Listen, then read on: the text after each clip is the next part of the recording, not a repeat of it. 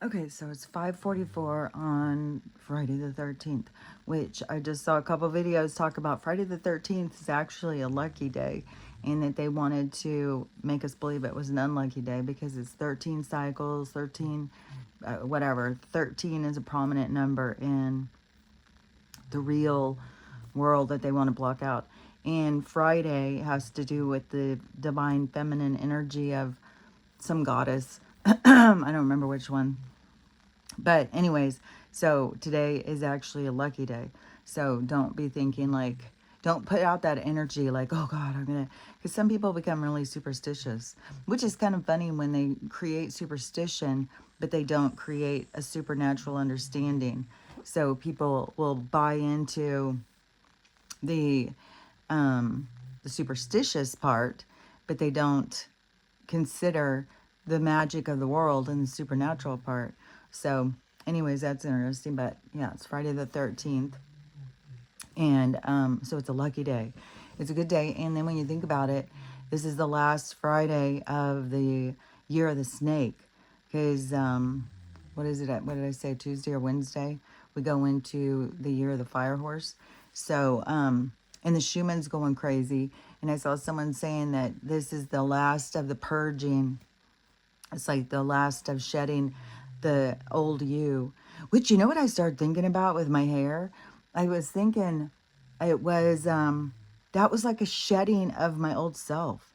Because it was like a whole lot of things were wrapped around that idea of my hair. Because my hair was long for a long time.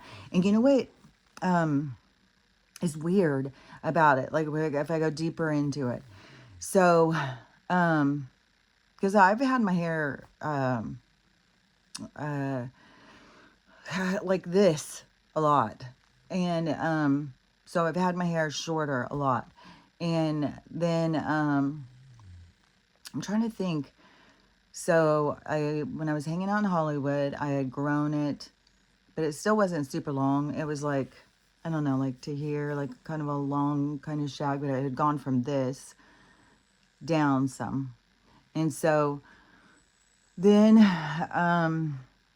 I was hanging out in Hollywood all the time. And then I was thinking too, at some point in there, I had a perm because I saw pictures, but I don't remember when that was. It might have been before that. It may have been when I cut my hair, I was cutting off a perm.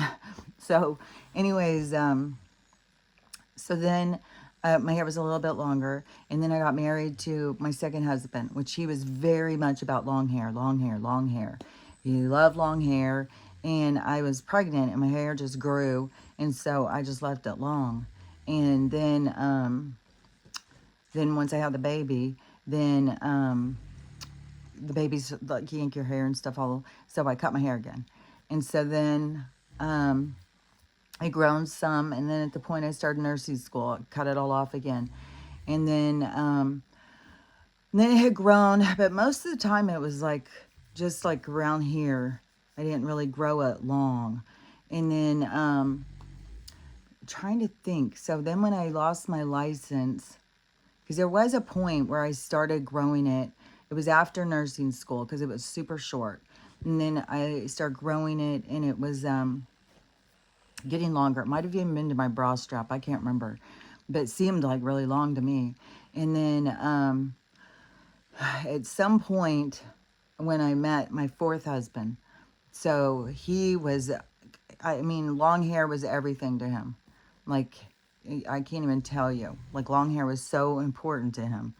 And so, anyways, grew my hair. And it wasn't like so much because he wanted it, but it was because there's this other weird kind of thing of like where this person who you're with loves this, and so then you start doing that because you want them to like your hair, you want them to like you like they like, or it's something like that. And so I start growing my hair. Well, I hadn't cut it since then.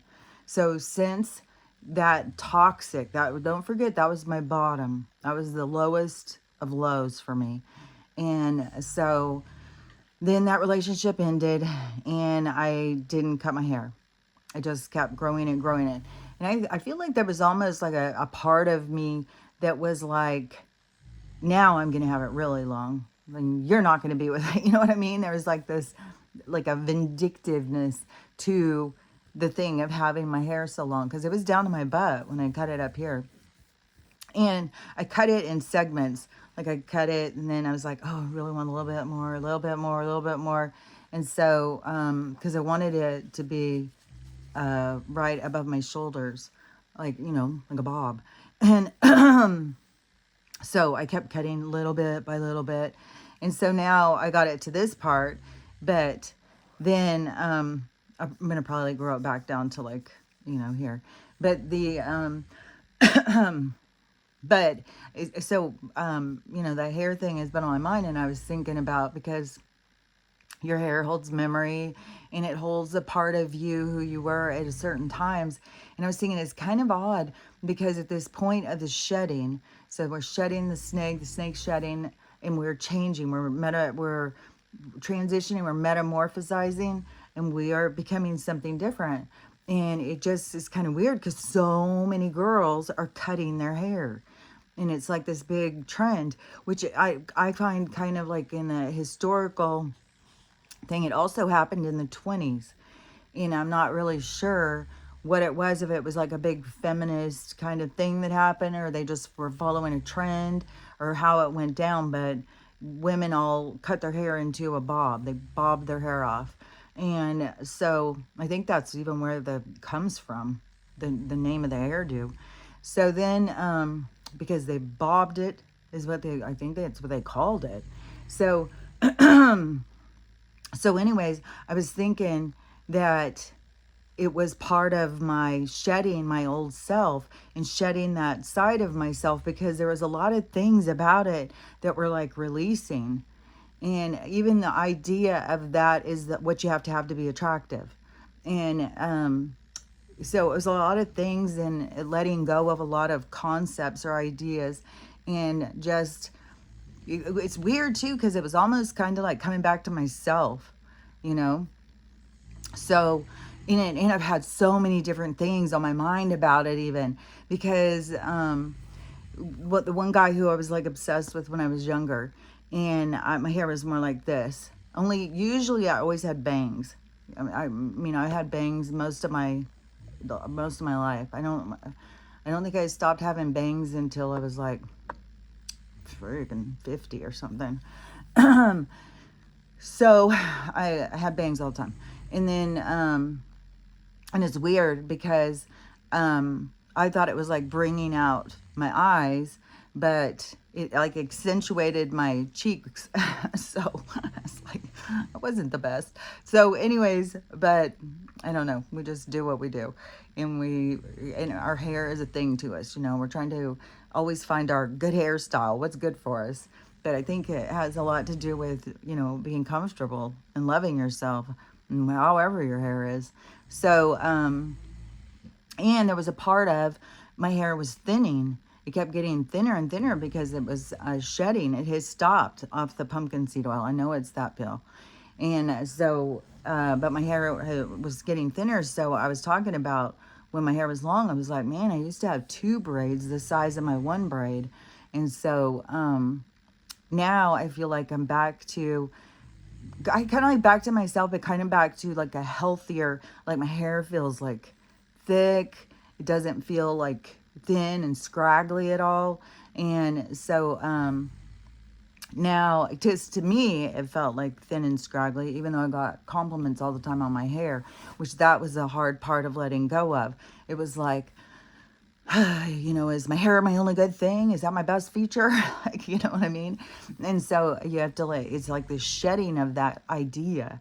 And so then now, you know, I feel like it's back. So like, but I don't know that I want to grow it back, because having it so long, then it was like, God dang, there's a lot of things about it. To me, it was like more limited in the hairstyles, because there was only so much you could do. Wear a ponytail up, wear a ponytail down, braid it. But like it wouldn't hold a curl or anything like that. It was just long, straight hair. And so Let me think, because my brain's going faster than my mouth. So the the hair. So I think I don't want to go, because another thing too is like, I'd be washing dishes, my hair would be in the sink. I'd be making food, my hair was in the food. I'd be eating food, my hair was in my plate. It was always, and then every time my hair would fall out, which was falling out all the time, it was like 3 feet long a hair or something. It was so long. It was as long. I pulled my arm all the way up. I had to put my fingers all the way out to touch the top of my hair. It was, so when hair fell out and you'd find it in your food or in your mouth, it was like, oh, it was like really long. So, and then it was kind of like always, it like had food in it. It had, it was kind of gross, really. So then, so cutting it was, was like, it really was like letting go of dead weight. And so then, so when I grow my hair, I really don't think I'll grow it much past, my shoulders. I think I'll just probably keep it more at a reasonable length that is, you can do things, you can, even though my hair is not holding curl. I don't know what the hell is going on, but well, just does not want to hold a curl. But anyways, I was just thinking about that, and then she was talking about the last bit of shedding, and I had been thinking about the hair thing and all these different, oh yeah, because the one guy who I was obsessed with, my hair was like this, only I had bangs, and he wasn't like he was a huge amount younger. He was 4 years younger than me, but I had already been married and divorced. I had 2 kids. And so, and his friends were younger. They didn't have, they weren't divorced woman with 2 kids. They were all young girls. And so, and then there was one, I remember, and she had long hair, long red hair. And she said something about my hair, and I should grow my hair. And so that was coming to my mind. It's like all this pressure that is put on you as a woman about how you need to wear your hair as a female. Like, instead of us being able to wear it how we want to wear it or whatever, it's like, well, it's not attractive. You should really, wear your hair longer. You should do this or do that. So anyways, and I like my hair long. I like it short. I like it in different ways. But in short, it's just like, oh my God, it's so easy. It's like so much, it's just so much easier. And it's like so much more bouncier. And it gets heavier, and, as it grows. But anyways, I was just thinking about that, and thinking about, it really was like separating myself from a whole lot of influential concepts of what it is to be a woman and what it is to be attractive and stuff. So anyways, I was like, it's kind of weird, because there's a lot of women who are going through that, and a lot of women are cutting their hair off, and a lot of, most people are leaving more toxic relationships, toxic characteristics, like, we really are shedding these old sides of ourselves and moving into something new and different. And so I found it kind of fascinating when I was thinking about that and kind of putting it together. So I was like, it really was like cutting off old pain and suffering, because that was like a really painful, my hair was holding a lot of a painful time in my life. It was my dark night. It was a really heavy, burdensome time. It was, my last relationship was, my bottom, and was carrying all that. So anyways, it's lobbed it off. Now I'm ready for the new, the fresh. And it feels like that too. I feel more new and ready for the fresh. So anyways, but there's some dark things I'm going to talk about. And I got to talk and coke, because one of the videos Amy had sent me this morning, and I was watching it, and I was trying to repost it, and wouldn't let me, and wouldn't let me, and wouldn't let me. So then I went in and commented, and it rejected my comment, and it said this is under review. And so then it went off. It's gone. They took it away. So it's a hot topic. You gotta be careful what you say. So I will be careful when I'm talking about that because they're on the hunt. So on that one, so you know who Jay-Z's wife is, obviously, and you know the all the darkness and what they call her and all of that stuff. And so you would think like, well, yeah, then they look at her as like a powerhouse. So if you wanted a little bit of that, you wanted to consume a little bit of that action, what would be the way you would do it? How would you do it? Keeping them up and on two legs and walking and talking.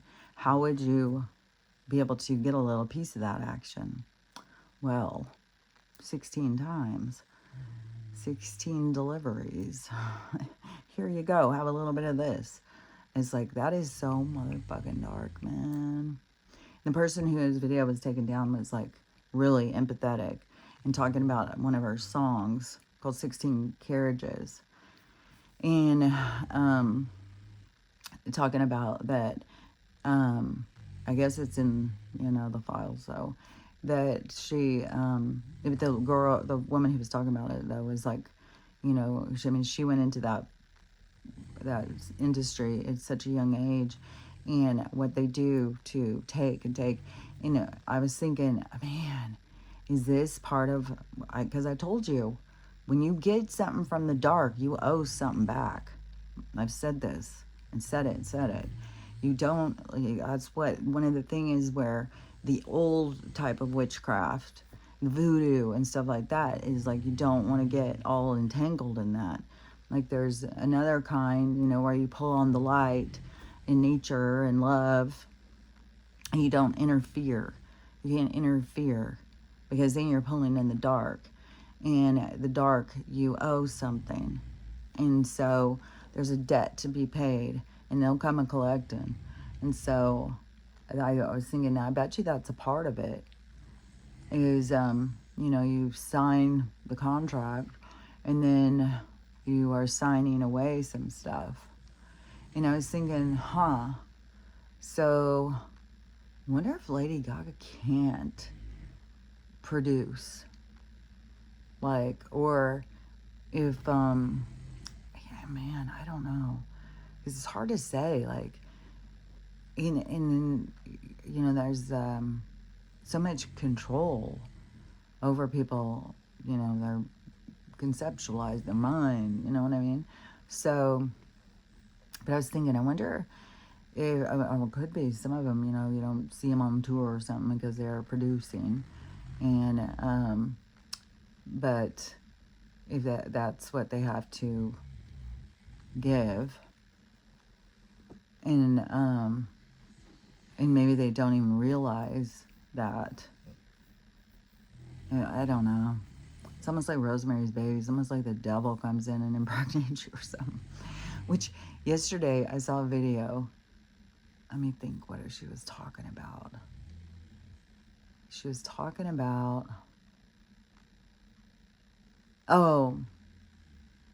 she was talking about the people who have come here. Like the light workers, the starseeds. A lot of people, the chosen, the 144, all of that stuff. And so you hear all people trying to explain what it is. Like I heard one yesterday. It is like it comes from a long history of shaman families in Japan or something. It has something to do with anime.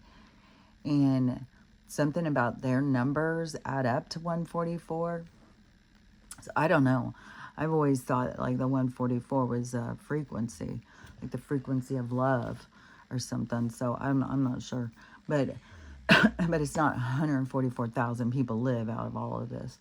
And because that's also something. There's only 144,000 people make it. It's like, no, that's not true. There's only 144,000 people here who, maybe it is only 144. I don't know. But anyways, but this lady was talking about that, I think it was. And so she was saying something, but she starts going in. Oh, I remember. Okay, so it was about the fallen angels. And so these people I call the vamps. Okay, because you got to think, like, they aren't just Like you have different groups. You have these different beings that are ancient from different places. And so they come and take over. And then this is a long history. But it's like they have a history, but we have moments in time that they have been around for a long time. So I think that's part of what the truth, when the truth comes out, is some beings, but it's like their history. And we are a part of that history by coming into different lifetimes. And because obviously, you know, I mean, our soul, our higher self, our oversoul could be, you know, ancient, but this player that you are creating is it's not, it is ancient in one sense, but not in this reality. But these people have been in this reality for a long time, so they have a different history. So if you get what I'm trying to say, so your history is blocks of time. Their history is more, like ours is more segmented, and theirs is more linear. So they actually have more history in their experience of time. And so they are like I don't want to say above us, but they are more advanced, say. And so that's where that comes in. Like, what do you do when you are more advanced than somebody? Do you take advantage of the other people, or do you assist them in becoming like you? And that is shown over and over in our world, that a lot of people choose to take advantage of the weak, take advantage of the underprivileged, take advantage of the people who are not at the same level as you, instead of helping them. So that's the two different energies. That's the light versus the dark. And so these beings are of the dark. So yeah, they are going to take advantage, which I saw people are starting to realize, like, oh, we're their food, we're their cattle. Is that ethical? And so where's your lines on food, your ethical food consumption? Like, where's your lines on that? That's what everything happening in the world is, to get us to figure out what we believe, what we think about stuff. So these beings, and there's not just one, because you got the vamps and you got these, I don't think they're all the same. I think that there's definitely three, but I think there's more like 4 or 5 of, it could even be more, because then there's other ones that come in and take advantage, like cryptids or whatever, these other beings that come in to this realm to, you know, for a little snack. But these other ones, they are, I think there's like 4 or 5 of these advanced ones that have come together in order to create and control this place. But the other step in it is that there's also humans, in this idea of human. So these beings like us that come in, and they come into this world in order, to experience the light and the dark. Well, they choose the dark. And so they go in that direction. So you have beings that are here that aren't of their species. They're still more of our species, but they make a choice to go with the dark. So if you get what I'm saying. So there's people here who have made choices to become dark. And because the light and the dark is inside of you, both. And it just depends on what you focus more on. And what you focus more on comes from, kind of like your pain and suffering is your core. It comes from your core. So what you align with. So there's a little snoring going on. So anyways, so there's people who, like, let's say, Gaga. and then she comes and she's just human, and she sees, they show her, well, you can be in the pasture, wait for your card for your time to be up, or you can come in and we'll use you for entertainment, but and we'll elevate you, but in order to have that, you have a debt, and so they become indebted, and sometimes ego overrides, uh, like what is that, common sense, kind of. It's like they get eaten up and consumed by the excitement, kind of like the adrenaline overload, and so they don't fully understand or comprehend the depth to what it is they're doing. And I think that they also, because there's a thing coming out now, this is all stuff that I've been saying for so long too, and so now it's coming out about the, well, we can put you in new bodies over and over and over. And that is how some of these beings do stay going, because they've been able to do this a long time. It just puts you in a different body. And so I think that's a part of what we've been witnessing as of late in this world, in some of those circles out there. And so so they kind of have that, but they also, if they aren't compliant fully, then they are kind of taken and just reproduced through, the system, the clone system. So they will reproduce them, and then, Chappelle them. And so then they'll just stick out the 2.0 out there. And then a lot of the 2.0s don't even know they're a 2.0. Apparently, they did in the real Selena to punish Justin, because they were deep soulmates. And and I think she may have even been with child or something, or they took their child and then they gave it to the Kardashian, apparently, and it says in these things. So the but they took out the original.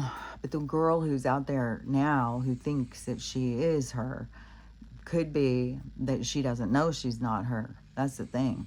Some of the people don't know they're not who they are told they are. And some of them are just stand-ins, people in masks, in order to play out the storyline. Like, there's so much going on. It's so complicated, so convoluted. And so there's a lot of different things happening. But yeah, some beings are ancient, and they are the ones who are more in control of this place and the mind control and tricking us. And then you have people who want to have what they have, so they're willing to give up things like, what grows inside, and they in those ones consume. And then the man, there's so much going on, because the whole, God, there's so much. There's the taking parts, jumping bodies, and it's just a lot, man. Any of this stuff, it's just a lot. I don't know what else to say. There's a lot of different things going on. There's a lot of possibilities, like all possibilities are happening. And so, but going into the dark, then you have certain people who, like Hillary. Like, I don't believe she's an ancient one. I believe she was opportunistic, who knows how low vibration, but there was ego or opportunity, something overrode who she was. So she fed into the dark. And she, wanted to go learn to do voodoo and all that stuff. So she became a product of the environment. So, you know, yeah, that is a question on Tom. And all these, you know, the Fellers of Rock, the Child of Roth, and all them, because it is, because some of those people have been around for so long. And so, and they just, you know, go into new bodies or whatever, shapeshift, whatever the hell they do. But they've been here for a long time. And so, I don't know, you know, about Tom. I don't know, but I don't think HRC is, I think there's a lot, I think you're going to see a lot of CEOs, MD, like a lot of different people who went dark. And so those, well, I think even the others are, you know, how it may be different on their final days. It may be a different way that some have to go, but because they would know, like, you can't hurt me. But that's where supposedly Donald was saying there's ones that he was shooting out. So they're just, because when you are an advanced soul, like what we're going through, then you realize, oh, you can't hurt me. You can't take me out. I'm just energy. I'll just go into the next form. And they've even shown that movies like Fallen and stuff, how these entities can just jump from person to person to person because that's what they can do. And yeah, I kind of see it as like this lead enclosed room or something, and so that they can't get out and try and get in somebody else. Like, it's not a place where you'd want to be when they're like having to exit their frame and they're going. So I don't know. I don't know how it all is going, but yeah. But there's other beings that are here who would be playing the role of a human being, and they would be still in the point of understanding of, oh, you can kill me. So I don't know if they all get to that point of, no, you can't kill me. But once you get to the point of, no, you can't kill me, and I already know it, then they're going to just do something different. Because, yeah, you can't kill energy, but you can get it out of here. So it's, so however that goes, I don't know. It was a lot, though. It's complex. And so it's not all just one thing. And the reason I'm bringing it up is because there's a couple people tweeting right now, and they're a couple, and they're supposed to be going in front of Congress next week. And they are going wild over on X, talking about, well, if they're going down, they're taking them all with them. It's so absurd. So they're going down there taking everybody with them, and they're going to have, they want it all exposed. They want everybody to know everything. They want it televised. And so if it's going to be, I mean, in which it would make sense that it's got, that they would, because they need these certain things to like wake people up. But I mean, I don't have any motivation to watch their thing. It's like, you know, I don't think they have anything new to hear to me. It's like, but I think it is a part of some people's process to be able to hear, because they need to understand that it's both sides. Like, there's no good side or bad side in this situation.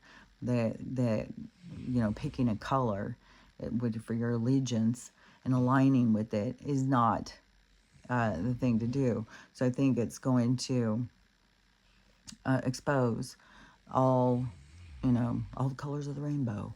Is going to expose all the different people involved, and it will probably, you know, expose it's probably going to expose a lot of stuff. And but you know, for those of us who have been looking into this for a long time, we already know it's all connected. We already know that this is all a bunch of BS. So it's just more as the same thing as, like, because there's people who are reading all these, whatever it is, 300 million pages of files. People are reading all this stuff.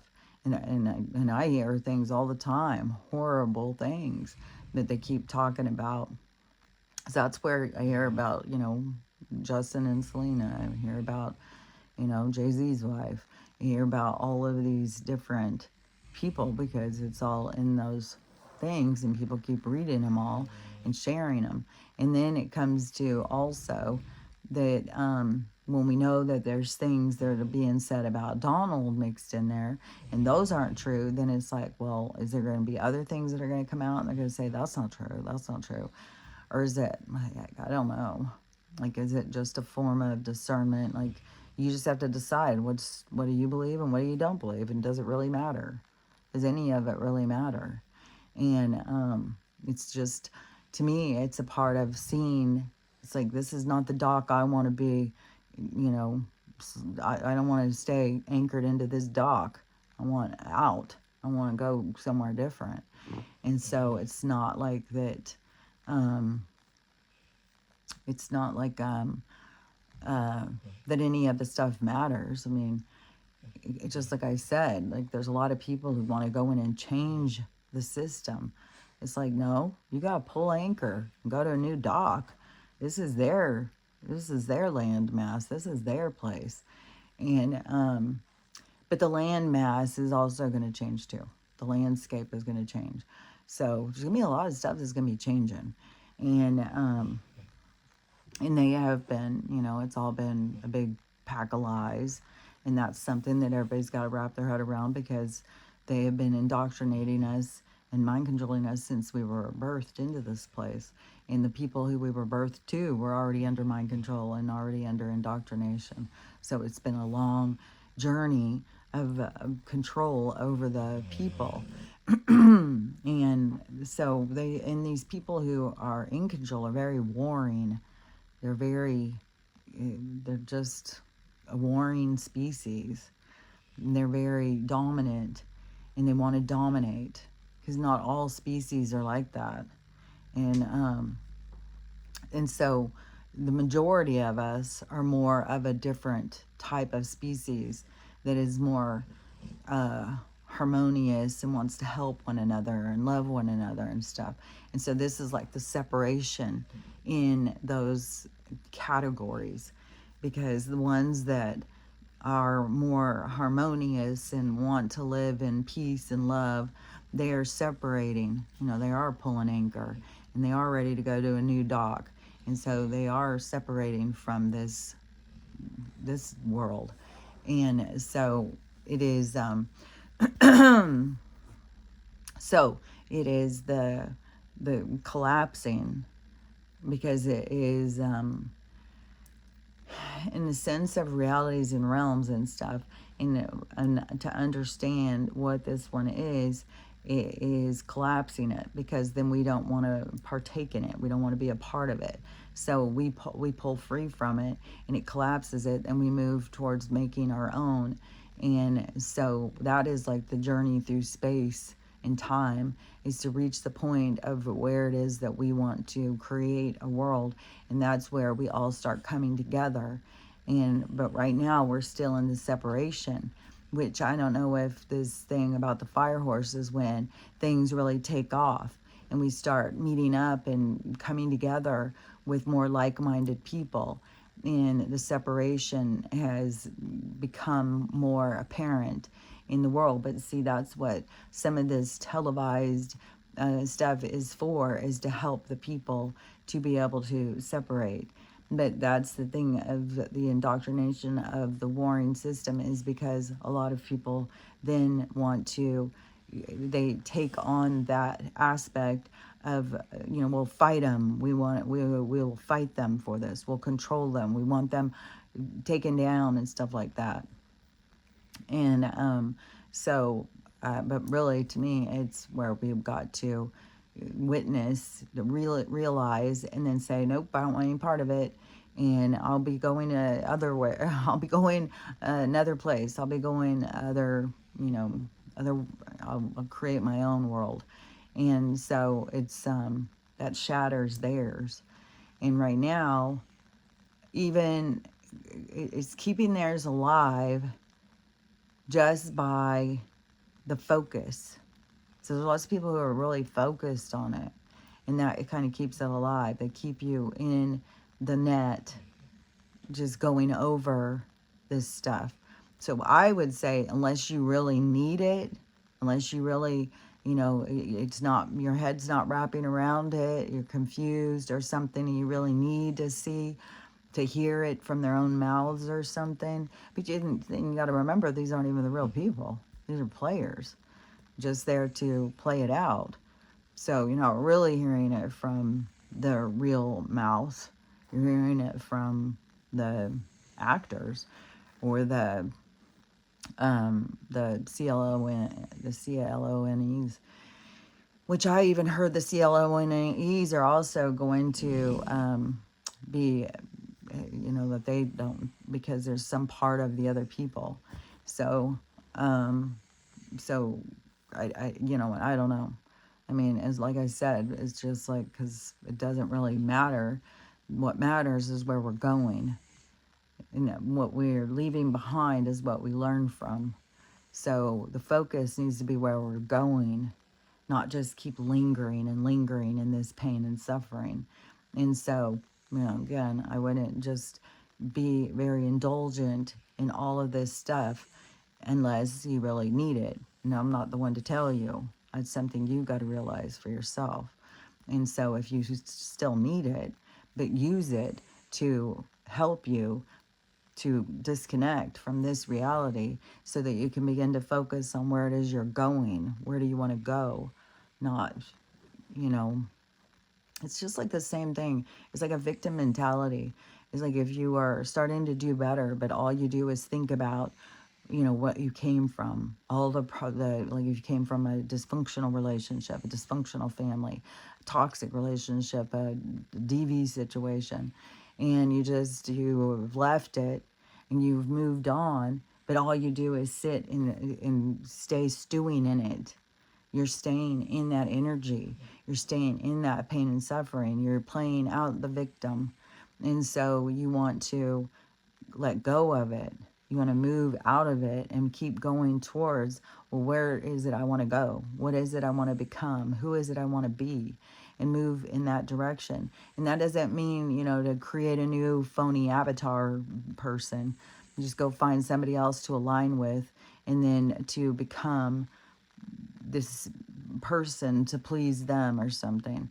No, this is the time of individuality to really figure out, who are you? Who do you want to be? What do you want to be? And go with that tone, and to bring you into the light. But anyways, this whole extravaganza is still a part of being able to reach a point of separation. And that's, there is lots of people who want to go to war with these people. It's like, yeah, but then you're just feeding into their thing. You're just staying. That's what they want. That's what they enjoy. So why would we do that? We're just feeding and staying and trapped in their looping system, because we want to fight them for it. It's like, just let it go. Move on. That's the worst thing you can do for them. Just like in the micro, macro, when you leave a relationship and you just let it go and move on, that can be the worst thing that you can do for somebody who is ultra controlling and stuff. And in some cases, in your karmic situation, they can come in and take you out for it, because it is that hard for people to be left behind, to be ignored, to be just like, you just don't matter. I'm just moving forward. So once we reach the point of these people don't matter, I mean, and we came here of our own free will. We came here to learn and to grow, but we came here to separate. We came here to pull free, because we have had other interactions, incarnations, interferences. We've had other experiences with these same beings. And so this is our opportunity now, is to, say arrivederci, bye-bye, and move forward and go in a new direction. And so this is our point of separation. This is the completion of the cycle. And this is why a lot of people are here. It was because they came here to move forward out of this, create a separation from these beings that we've been entangled with for a long time. So now that's, the direction. So focusing more on that direction of of a destination. I kind of see it like going on a trip, and you've got a destination up ahead that you're going towards, but you've got different points to stop. You know, you gotta stop and get gas, you gotta stop and eat and stuff like that, and getting too hung up. And then on that thing, you just keep focusing on what was behind instead of where you're going. So focus more on where you're going, not what you're leaving behind. And that what you're leaving behind was just an experience. It was a photo memory. It was just, you know, but that's the part where you got to process it. You got to process through it, and you got to purge out your pain from all of this stuff. And it has so much to do with, you know, things that we ignored, things that were happening behind our backs, things that were a lot of it seems like things that we just, you know, we weren't paying attention to, we didn't believe. And so it's, you know, getting to that point of like, why didn't I believe that? Why didn't I pay attention to that? Why didn't I care? And then you got to go through your process. And a lot of it, you know, is going to come down to, well, I was busy. I had my own problems. I was working. It's like I was, you know, focused over here, and it wasn't really paying attention to this reality like I should have been. I was more caught up in something. And so, but, you know, it's just a process to let go of this one and let go of, you know, I mean, just sitting here wanting justice and all of that stuff, you know, because a lot of people are really caught up in like different entertainers. And, you know, like, look what they were going through. And we were just ignoring it. They were singing and telling us, and we were just ignoring it. And so a lot of people are going through a lot of pain about it. But you got to let go and keep going forward. It's like, and we can't go in and demand justice in that way. You would never feel like it was enough. And the best thing to do for your soul is to move forward and to create a world where that stuff doesn't happen, where we are connected and we love each other and we wouldn't hurt each other, and we don't need to, you know, we don't have any desire to consume any part of anybody. So that's the, you know, the way that we need to move is going in that direction. And there was something else. I saw a video this morning talking about breathing in oxygen is oxidizing you and rusting you on the inside, but there really is no real inside. And a lot of people are getting really sick because of the lack of minerals. And I know that, you know, like there's certain things that I know like would be true, but supposedly like the monks and stuff knew, and this prana and all this stuff. But I don't know. I mean, we have to breathe, but the lies around oxygen or something. But there supposedly this was like more of a carbon base before, and that's when things were really big. And then they changed the oxygen, the air content or something. So it was more crystalline, and now it's more. Maybe now it's more carbon based. I don't know. There's something. So I'm sure, you know. I mean, we know that the air we're breathing is, you know, it's causing influence over our health. So there is things that there's truth, but then there's things that everything just to me is like you just gotta move forward. It's like, okay, well, they're trying to interfere with my health, so what can I do to make it better? And one of the things is definitely minerals, because that is a big one. But I mean, at this point, I think we all have to keep breathing. I don't know how else we could survive. I mean, so I don't know. So the let me think. There was some other stuff too. One thing this morning, this is just totally off the topic, but maybe it's time to switch to something more positive, is this morning this song came on, I'm Your Boogeyman, and so I put myself at Soul Train. I put myself in Soul Train, and I was doing the line, Like if you ever watched Soul Train, they would have the people would line up. Soul Train was the best show. I even did a video this morning on TikTok. It's like, I want to, if there was any show in this world of my past that I could bring back, it would definitely be Soul Train. That's the show I want to bring back. And I hope that we do. I hope we do bring it back. It was so good. And it was just dancing and music. And it was so fun. And it was hard to watch people dance and listen to the music without getting up and dancing with them. And so, and there was like fun styles, like people, their clothes, their hair. It was really cool. There wasn't a lot of white people on it, but I think, you know, at this point in time, everybody should get to join into the Soul Train.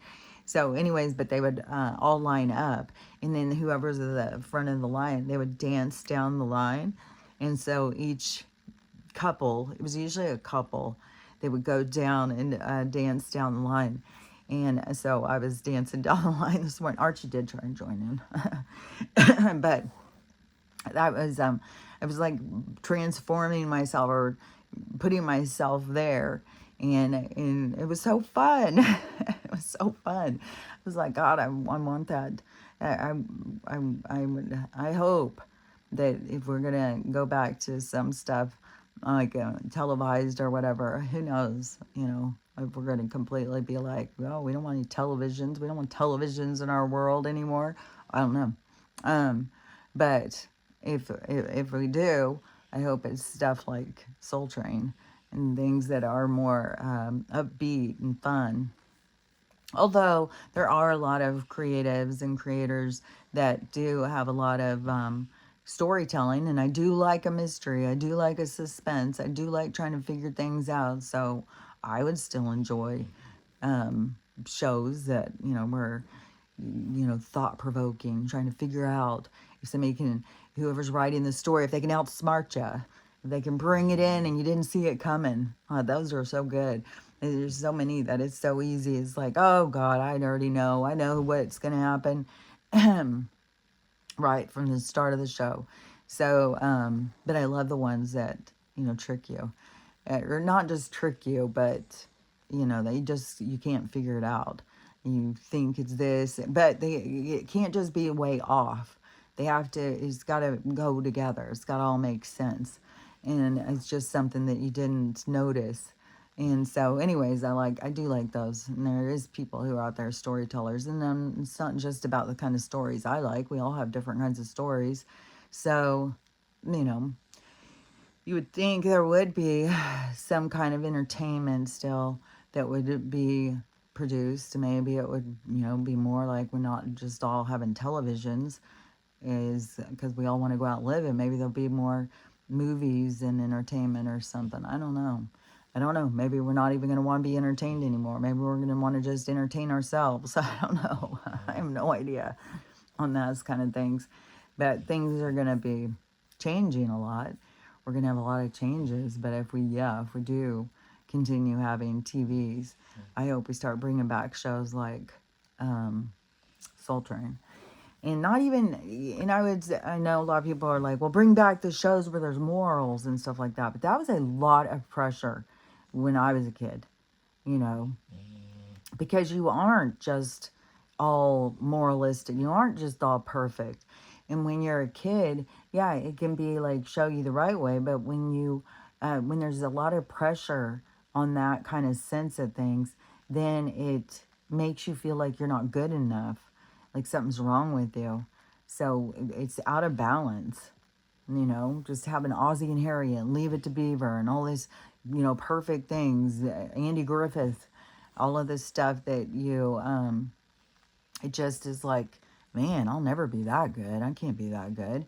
And so it was too much pressure. I think we need to just have more realistic, and then give ideas, like show, like, I mean, kids that are growing up can see like, well, you're not bad because you think this way, but you need to go in a different direction. You don't want to do something. You don't want to feed all your impulses.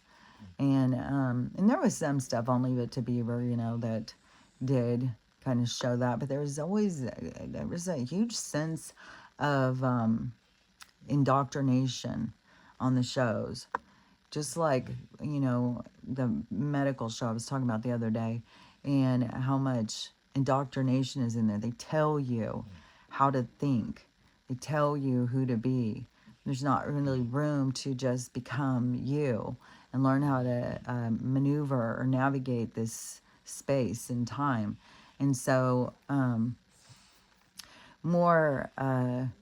it is important for kids to be steered in the right direction, but it also is important for them to feel accepted for who they are. And like I said, everybody has light and dark, so you're going to have dark thoughts. You're going to do dark things sometimes. You're going to do stupid stuff sometimes. And so you don't want to shame people into submission. You want to accept people for who they are and help them to see other opportunities of things that they couldn't see before. And so there's other ways to go about doing it than to just be blasting, which I think is part of this, the TP, the point that turns, Erica's platform at this point is, it is about trying to control the youth put them in a certain direction and make them very submissive to the power of Jesus. So it is, I think that we need to learn our own power.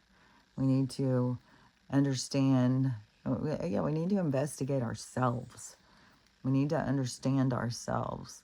And we need to understand that the choices that we make have significance. There's power behind your choice. And when you are feeding into the dark, feeding into a dark system, that will come back on you. And if you want something to come back on you, you want the light to come back on you. You want the dark coming back on you. That's the karma. That's the concept, I think, of the karmic debt. Being trapped in karma is being trapped in a loop in the dark. So you want to, whatever is coming back on you, you want it to be of the light. So you want your good deeds to be what is your work. You want to be doing things that are good for people, helpful to people, nice things, kindness, because that's the energy you want looping back on you. So I saw a lady yesterday, and she was talking about her abilities of manifestation. And she said that she goes from homeless to, I don't even know what it was, like something huge. I don't know if it was homeless to mansion or something. But, oh no, it was a 2-bedroom in the Bay area or something. And she was talking about, like, when you are going in the direction, and I think I've said this stuff, is when you are going in the direction of what you believe, to me, it's what you've been shown. So something is revealed to you that it pulls you in that direction, but it's not in the physical world. And most people who are in the physical world, and when you say, well, this is what I'm doing, and I think it's going to work out, and then they're like, oh, well, that's crazy, and they start being really negative to you. And so that you let other people's limitations knock you off your center, off of your point of destination. And so that is a journey right there. And so when and she's saying, don't let other people, if anybody who's trying to be negative about where you're going, those people you don't want around. And so you want to go towards your destination, towards where it is you want to go, or where you feel led to go, and even when it doesn't make sense to other people. And you can't let other people put you off from your journey. And a lot of times you have to be feeding your journey. You have to be taking action and going in the way that you feel you are meant to go. And that can seem crazy to other people. and it's because of their limiting belief system. So it can seem like, that you seem nutty to be doing these things. And, a lot of times too, it can seem egotistical, like, oh, you think you can be successful? You think you can do this? You think you can do that? And so there is, a lot of negativity that come around, but I think that's part of the journey of healing too. It's a part of your journey of staying focused on yourself and elevating yourself and being true to yourself and being like in particular being in it's like being more focused on your communication for your higher self than listening to all of the people around you who try and bring you down, because it's not like they're bad people trying to bring you down. That's part of your journey, is to override that system, to override what those people are doing or saying. So the people who are around you aren't necessarily there to bring you down. They're here to help you overcome the obstacles. And so it depends on how you maneuver through the journey. And, I don't know that, there's a lot of sense of people thinking you just cut people out of your life, cut these people out of your life, cut these people out of your life. I don't know. I can't tell somebody what they should do or shouldn't do about who you cut out or who you don't cut out. But I know that the people who are there to bring that sense to you are there to help you. It's like it's the part of you that you have to overcome what somebody else thinks and build yourself up. But a lot of people, they don't want to mess with that. They just want people who believe in them or don't interfere or whatever. But really, the obstacles are there to help you unload all of your baggage. So you can really take the steps to become who and what it is that you want to be, and not, because it's not just about the having this or having that. It's about becoming who you want to become. And which I just said this the other day about, because so many people think, well, I just want to be rich. I just want to be rich. And then if rich is such a great thing to be, then why do we have like these rich boys going out and, terrorizing an animal and killing it as a group? If it's like, why aren't they just satisfied and happy? Because if that's what we're all yearning for, and we think money is the solution, money's the answer. But there was somebody who was just talking about some other horrible thing. So it's, they didn't say the person's name, but it's a well-liked actor or something. And he had 6 kids. And I'm not sure the one I was talking about the other day was only 48 who died. But so he, whoever this was that they were talking about, so he had a show or whatever, so he had made money. But I think the contracts and stuff, like I talked about this a long time ago, like they say, oh, this person's worth this person's worth that. But I don't think that they just like have that loaded into their account. I think it's all a game somehow. But so this person was on something that was a well-liked show or something. So this guy should have made a lot of money. He had a wife, 6 kids. He suddenly dropped dead the other day, which the only one I know of is that guy, but I can't think of his name. Who I think he was on Gilmore Girls or something. And he dropped. Well, he had colon cancer. He was fighting colon cancer for 2 years, which is like, it's just a shame over all of this stuff, because they're just taking people in the wrong direction for healing. But anyways, so he, by all sense of things or whatever, should have been a millionaire. Well, he was broke, I guess, apparently. And now his wife has nothing. And so whatever it is, the system takes the money. Now she's got 6 kids where she had a successful husband and she's got nothing. I don't even know if they're taking her house or something. This person was really bothered and they were like, how is being a millionaire the answer when they just take your stuff? So that's the thing. Is I think it's a part of the illusion when they even say, oh, this person has all this, they're worth all this and stuff like that. It's like, I don't know, they may give them houses, they may give them cars, they may be able to have certain things to, quiet the mind, quiet them down, give them what they want, shut them up. And to a certain degree. But they don't just let them have that much control over the financial institution, because that is a part of the control mechanism over this world.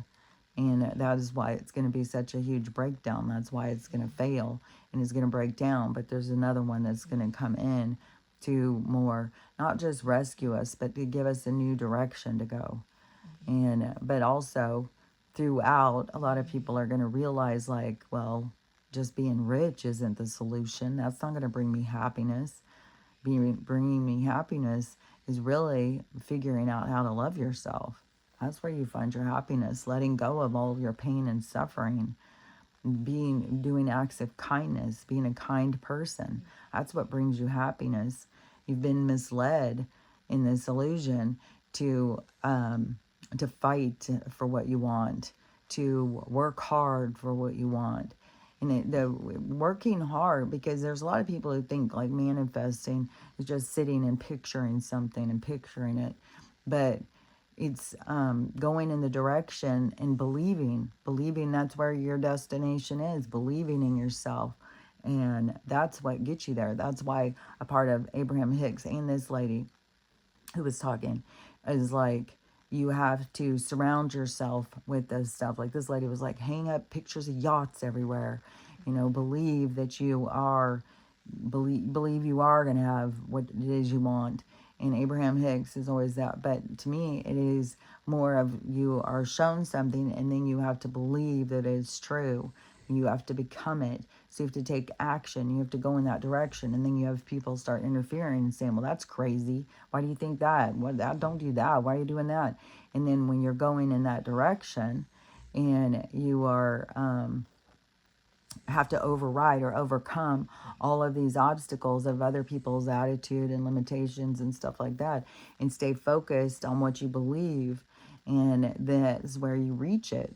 So you reach where it is that you want to go by believing and going. And then it's in all different kind of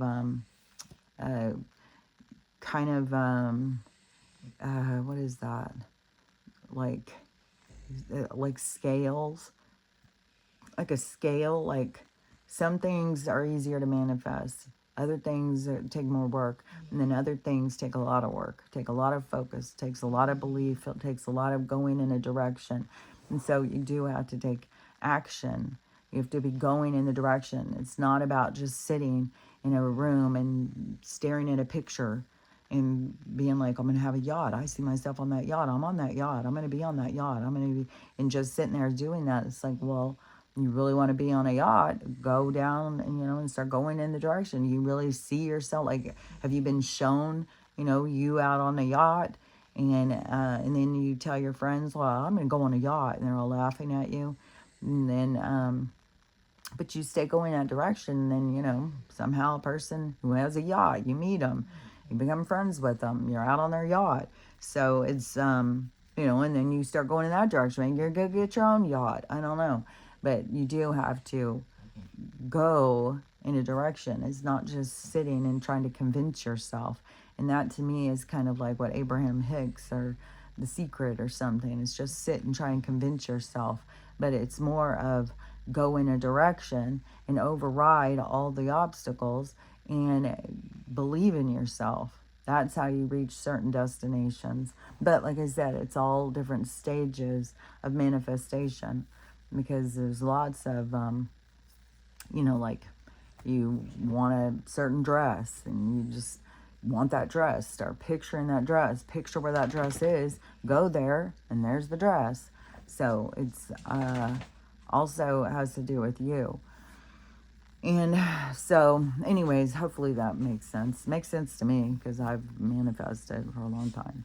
And so, anyways, that's and this whole thing is like a manifestation. You know, doing this is going towards something.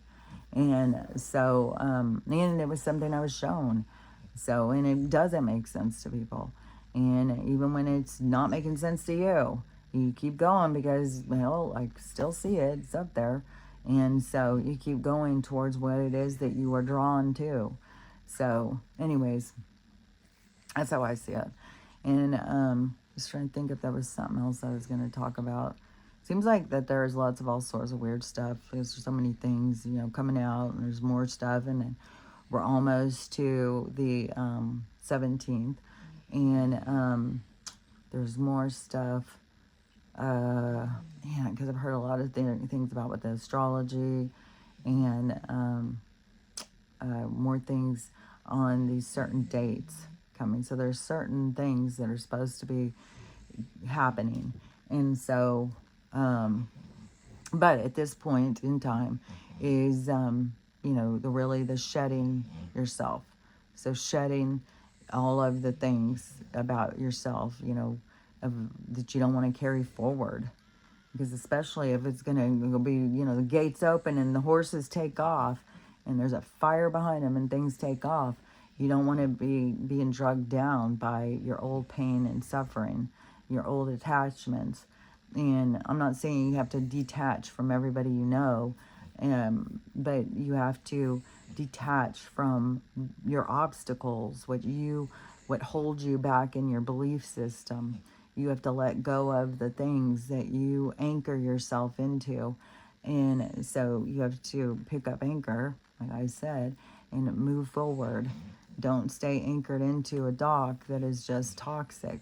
And so, anyways, but because the whole thing, the whole part of this whole system is the shedding your old self, is to be able to learn how to love yourself. Because you have to shed all of your pain and suffering. You have to shed all of your identity of self, what is that? It's not self-defecating. All right. Self-deprivation. So the parts of you that you don't like about yourself, you have to shed that. You have to accept yourself, and you have to learn how to love yourself.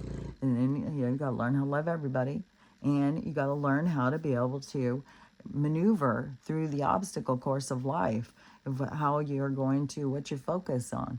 And so, yeah, we have a lot of people who are focused on a lot of pain and suffering, but, you know, until they're ready to let it go and move forward, that's where they are going to be. But that doesn't mean we all need to be there. It's an individual thing. You have to go where it is that you feel that you need to be. And so, you know, if you feel like you need to watch that couple talk about all of the bad things that have gone on and everybody's involved, then watch, you know, do what you got to do. Oh, there was more stuff too with the Bad Bunny. There's just going to keep being more and more stuff coming out all the time. More and more things to look at. But what you want to be looking at all the time is growing. You're growing out of this place. You're letting go of this place because we're moving forward into a space of creating a place where we want to be. So a place where we all thrive, a place where we grow, a place where we're accepted, a place where we feel love. And so it's going to be a better place. We want to really start feeding that place. We really want to start watering the gardens of that place and not just keep picking the weeds of this place. So anyways, we got to choose our direction. And this is the time, every day, every opportunity is a new time and space to choose the direction you want to go. And so anyways, we'll see today what our obstacles are, what comes our direction, and then we're going right into the weekend. I just can't believe how fast everything goes. So anyways, we'll see what happens, and we'll talk about it tomorrow. So I'll talk to you in the morning. Bye.